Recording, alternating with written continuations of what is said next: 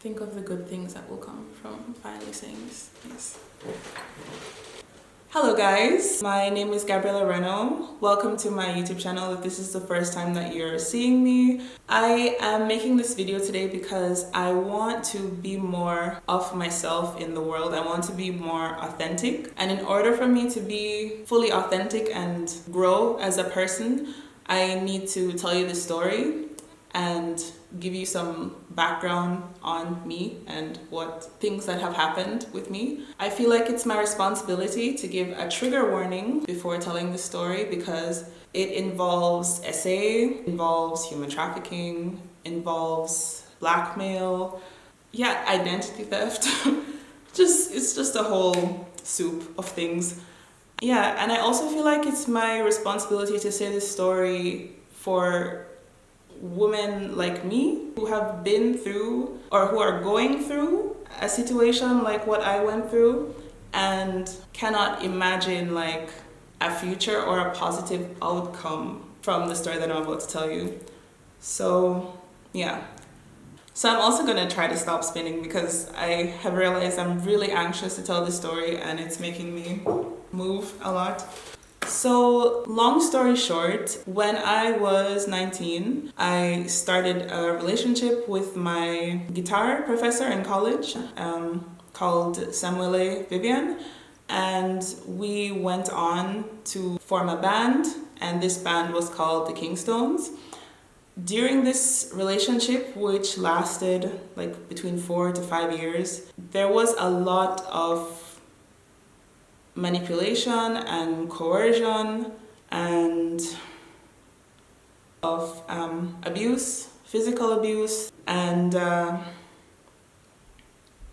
it basically ended with me having to call the police to be saved from him because it got to the point where I couldn't escape him. And then after that, he proceeded to stalk me for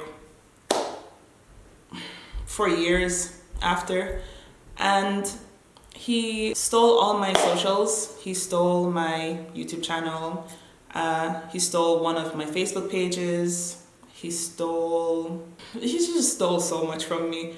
He stole my Ethereum. He doesn't even know that he stole my Ethereum. He stole $50,000 worth of Ethereum, and yeah, he just anyway. Another thing that I should mention for clarification, just so that people can understand the gravity of how bad the situation was when we ended, and also ended the band, the Kingstones. The police spoke to me, they took statements, and I explained my situation. And then they also got other witnesses that like knew us for character judgment and all of this stuff. They asked questions about me, asked questions about him.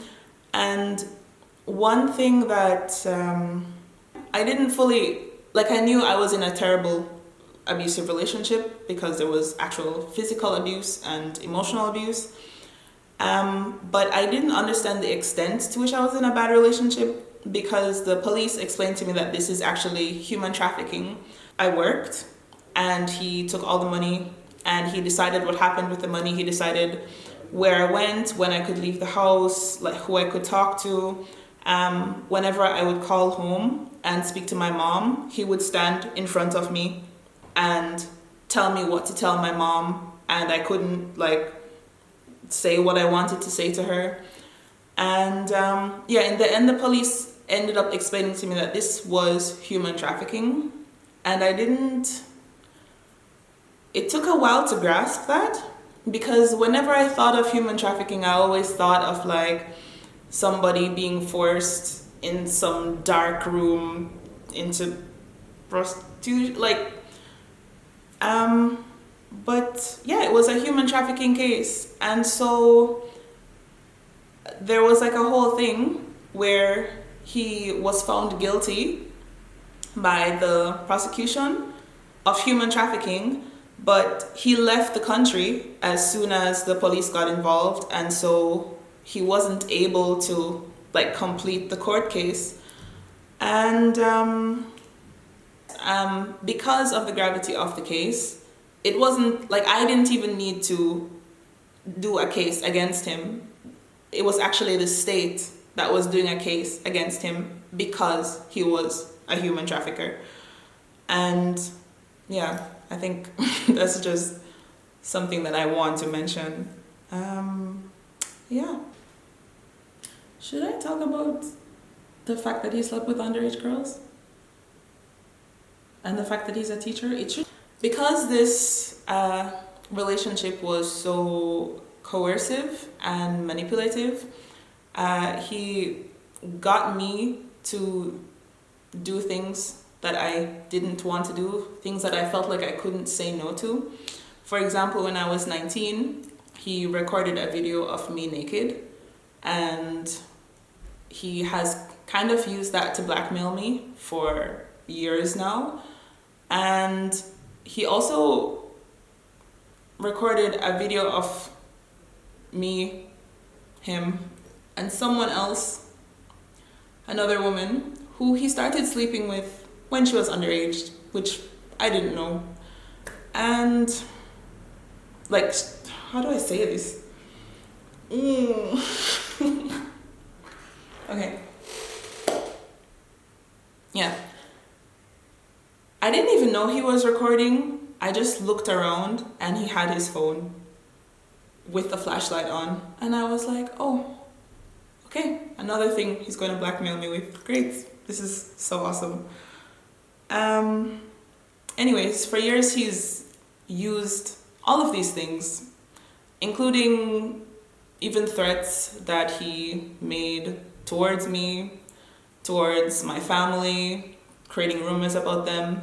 He threatened that he would get people to do things to my little sister when she was like young and still in prep school, and even told me that if I didn't go along with a lot of the things that he said, that one day I could see a piece of her delivered to me in a box.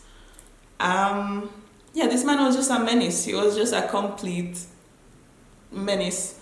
And from the looks of it, he kind of still is. I don't know if he went and got help, went to therapy or something. I really hope he did, that his family forced him to, but I don't think that's the case. And because he stole my YouTube channel, every time I put out content from my new channel, he will just put something there on my old channel that he stole from me to try to say, hey, I'm still here and I still want you to be scared of me. And honestly, for a while it worked, because I don't know, as a woman, you don't want to have to say things like this, and you don't want videos of you to circulate on the internet. But at this point, I feel like the damage he has been able to do by blackmailing me and making me scared, and that is after already essaying me multiple times in the relationship that we're in and then stealing my identity. I feel like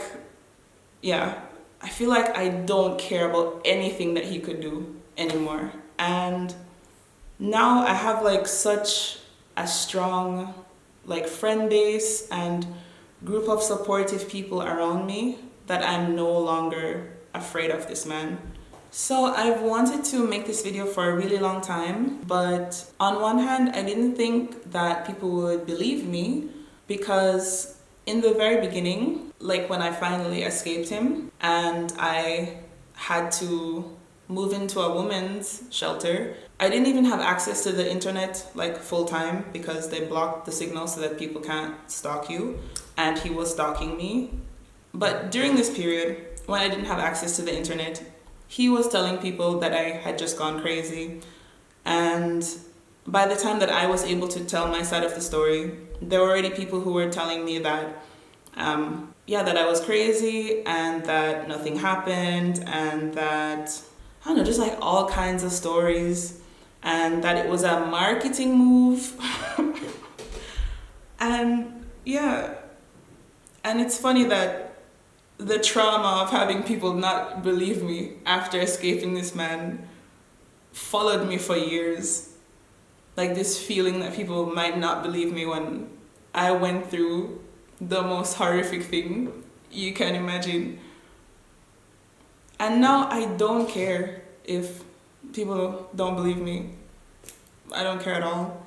I think it's so much more important that I share my story and add to the chorus of women who have been sharing their stories, like women who have shared similar stories to mine in public places like YouTube and TikTok have helped my mental health so much. They've helped me heal so much just by hearing their stories and feeling like I'm not alone in what happened to me.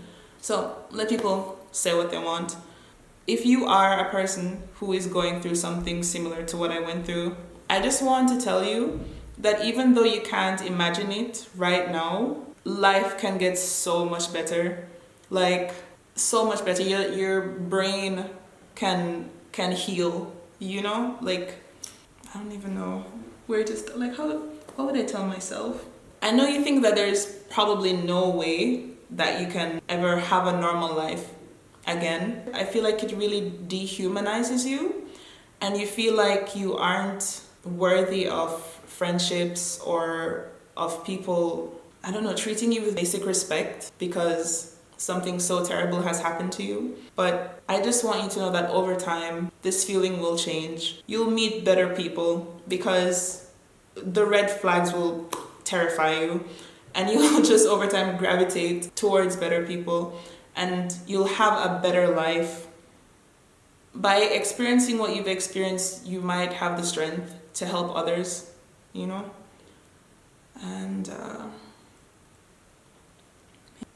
yeah, so enough of that bleak stuff. Yeah.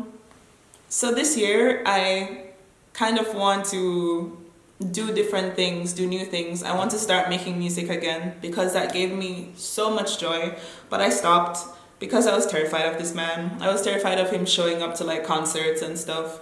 And now I'm not terrified of him because I have people who could help me remove him if that's the situation. I also like have friends around me who are very good for my mental health, so I think I'll just have more capacity in general this year, and I want to make music. I might talk a bit about mental health because I feel like I have done like a 360 with my mental health. I went from being depressed every single day, suicidal every day, to waking up and just being happy all the time. Like, not all the time, but I don't know, to like a normal baseline of happiness. I mean, sometimes I'll be just walking and I'll be like, oh my God, I could have never imagined that I would just be this cheerful, be this happy. Yeah. Also, one last thing is, another thing that he would blackmail me with is the fact that I'm like bisexual. And by bisexual, I mean like 1% liking men, 99% liking women. And I feel like since I want to be more authentic, I want to explore more this side of myself, like publicly. So yeah, brace yourself for that content, and if you don't like that content, then unsubscribe. I'm not really sure how to end this video because this was a lot and probably a lot to hear and consume. So thank you for sticking around, and I hope to see you in the future, and yeah, I hope you have a great week. Bye.